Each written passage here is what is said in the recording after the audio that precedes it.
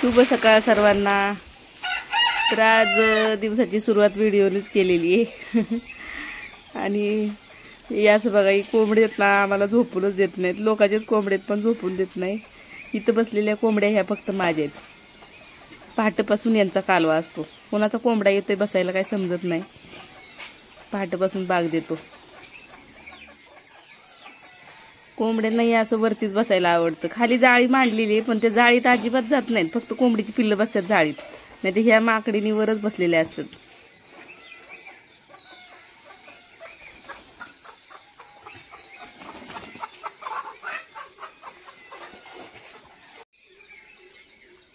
उठतो का? हा, रात्रभर माझ्या अंथरुणामध्ये हा आणि मी अंथरुणाच्या खाली मला बिचारा गाड्याच्या उठ।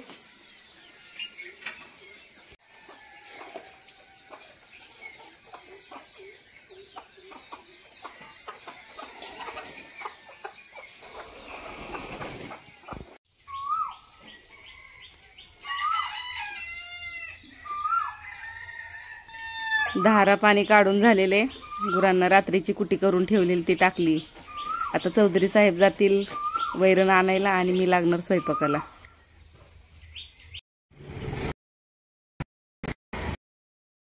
संपली बघा मोबाईलची चार्जिंग आमच्या। आता 3 वाजेपर्यंत मोबाईल हातात नाही काय नाही।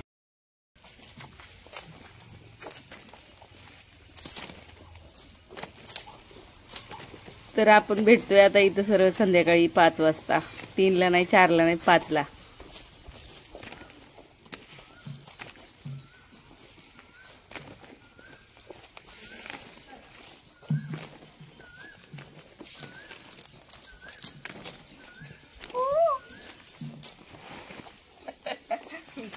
मगाशी पण इथं पिपरी बसून वरडत होतं।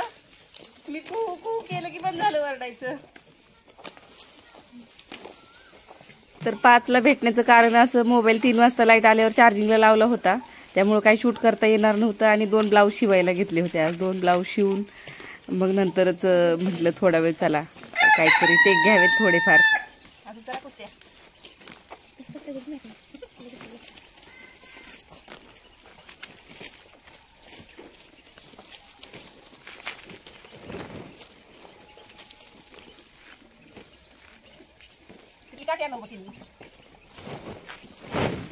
ही मकाची कणस तुम्ही जी बघताय ना, ती आणलेत अण्णांच्या मामाच्या घरून आणलेत। म्हणजे अण्णांच्या मामाचा मुलगा त्यांच्या घरून आणलेत, म्हणजे माझे नात्याने काका आहेत ते। तर ही पेरायसाठी आणलेली मका। पिकाचं बिया आणायचंय, मकाच्या पिशव्या आणायच्यात, पण ही गुरांसाठी मका आणलेली आहे घरी, गुरांना घालायसाठी। आणि 2-3 दिवस झालं ती कणस सुकवून ठेवली होती। तर हाताने सोलण्यापेक्षा मी ही पहिल्यांदाच करते की कणस गोणीमध्ये घालून बडवायची आणि त्याची मका काढायची। तर पहिल्यांदा जमलं नाही, नंतर माझी एक नात आली होती इथं, तिने सांगितल्यावर मग ते जमलं।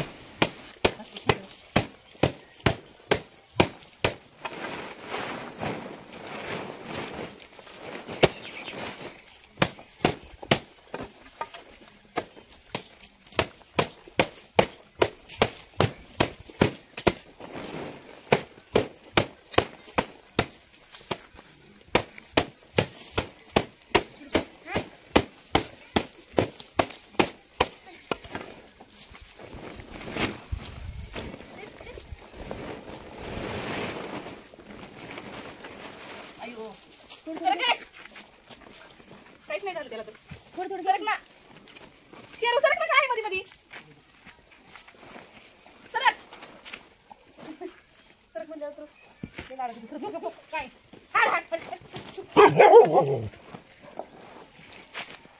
अरे कुत्रा आले ना।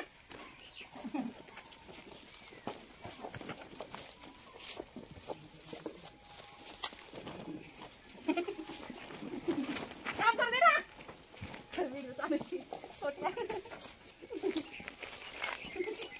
तुझा उन्हाते आमचं शेरू लय हुशारी शेरू।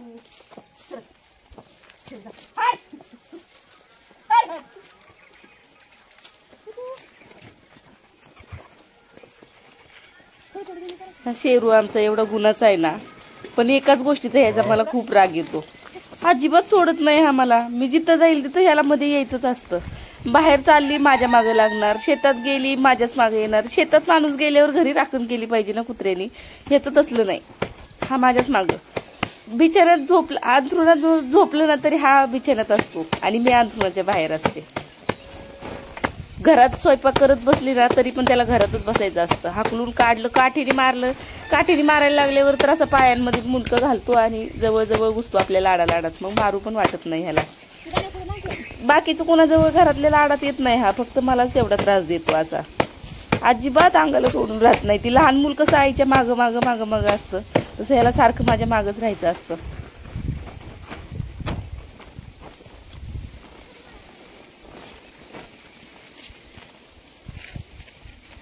तर तुम्ही म्हणाल हे आज काय नवीनच, काय विषयच कळेना झालाय ह्याचा व्हिडिओचा. तर विषय असा आहे की चालू झालेली आहे पेरणीची गडबड. तर कुणी काही शांत बसत नाही. जिकडं बघावं तिकडं शेतांमध्ये ट्रॅक्टरच फिरतात. जिकडं ज्याचा ट्रॅक्टर मिळेल त्याच्या ट्रॅक्टरनी पेरणी चालू आहे.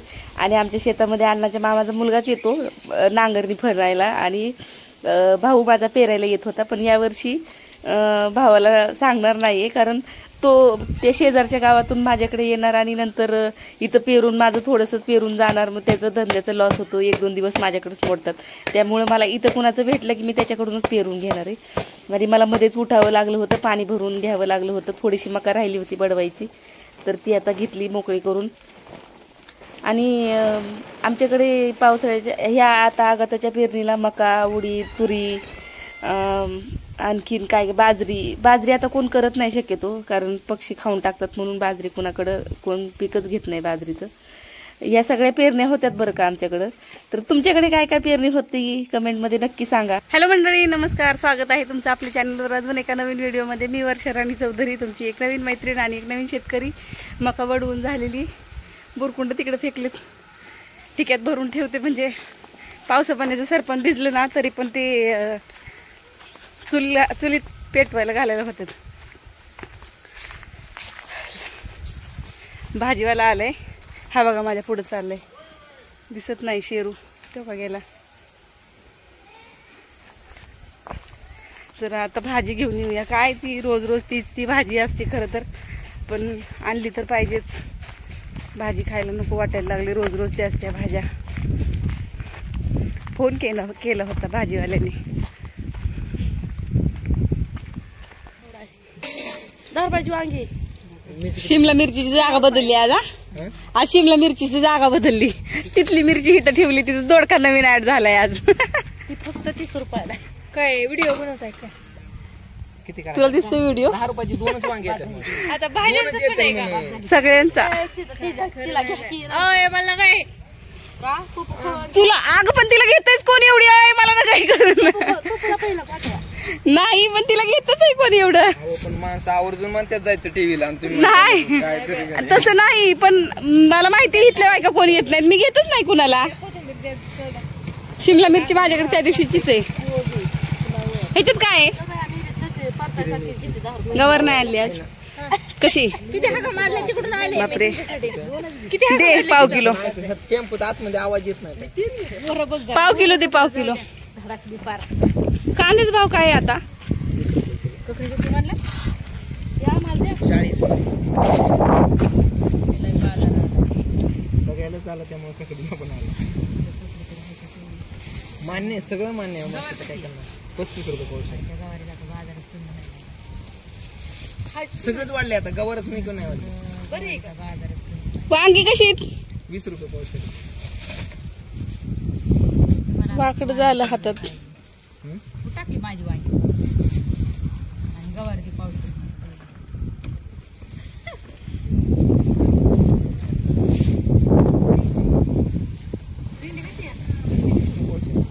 भेंडीला थोडी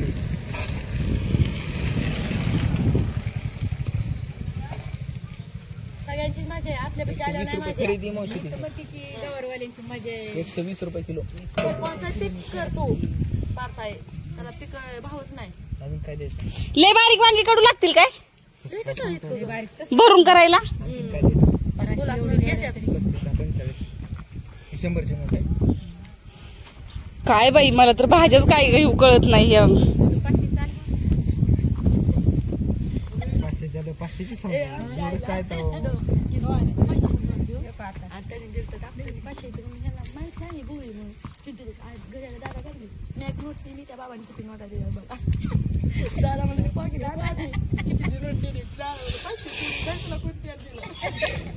चूल पेटवत नाही मी आता आणि भरायसारखी वांगी नाही सगळी भाजायसारखी वांगीत. मोबाईलवर बोलताय का आम्हाला बोलताय? तुला बोलते तुला.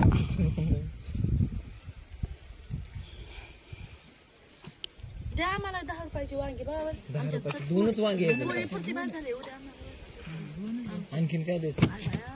तीच जास्त आहे वजन काय. दे बाबा पाव किलोच मला फ्लावर दे पाव किलोचा. जाऊ दे दुसरं काय द्यायचं? बटाटा 1 किलो. बटाटा 30, टमाटा 15, 30, 15, 45, मिरची 10, 45, 10, 55, 10, 55, 10, 65, भुईमुगाची शेंगा आहेत, पुन्हा अद्रक आहे, लसूण आहे, फ्लावर आहे, कोबी. बटाटा 30, टमाटा 15, 45, मिरची 10, 55, वांगे 10, 65.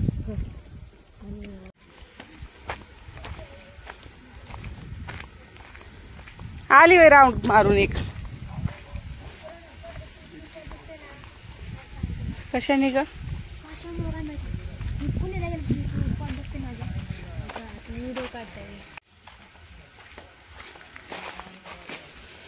खायची काकडी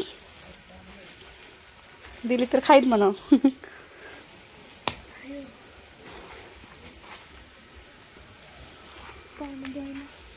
खा.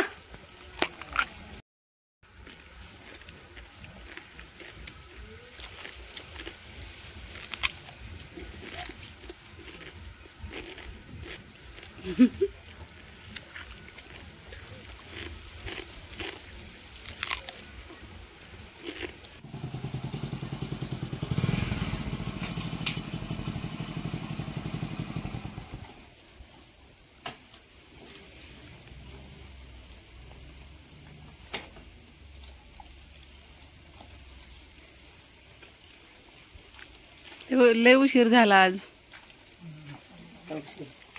हा